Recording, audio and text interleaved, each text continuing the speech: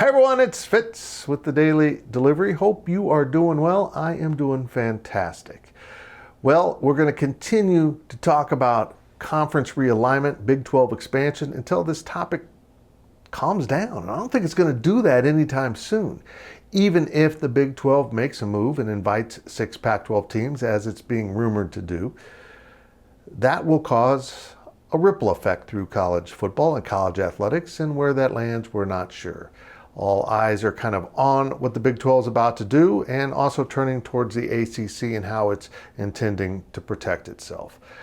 On Wednesday, there was discussions of some kind of loose scheduling alliance between the Pac-12 and ACC that was frankly idiotic. It's like the alliance that they tried to have with the Big Ten, but a smaller, less functional version. I mean, you take the Big Ten out of that alliance, and you're trying to prop up two weaker conferences with other weaker conferences. It just doesn't make sense to me.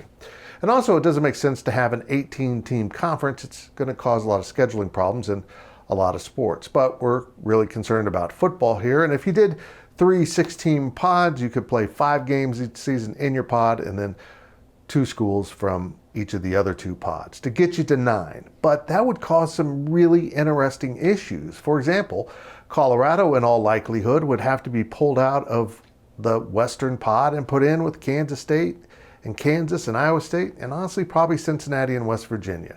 You have a mountain-to-mountain pod right there that is kind of stretched way out there. And of course, Oklahoma State moves in with Texas and Central Florida, and you've got that pod.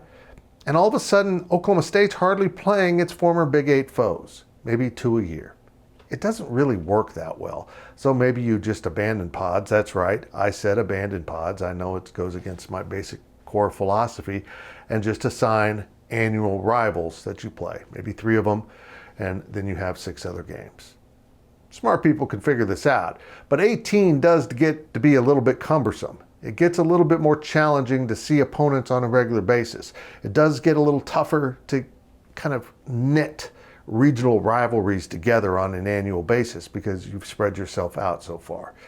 But a good buddy of mine from back in college came up with the perfect name for this new conference. If it goes from Seattle, Washington, and the Pacific Ocean all the way down to Orlando, which is close to the Atlantic. No, it's not on the Atlantic.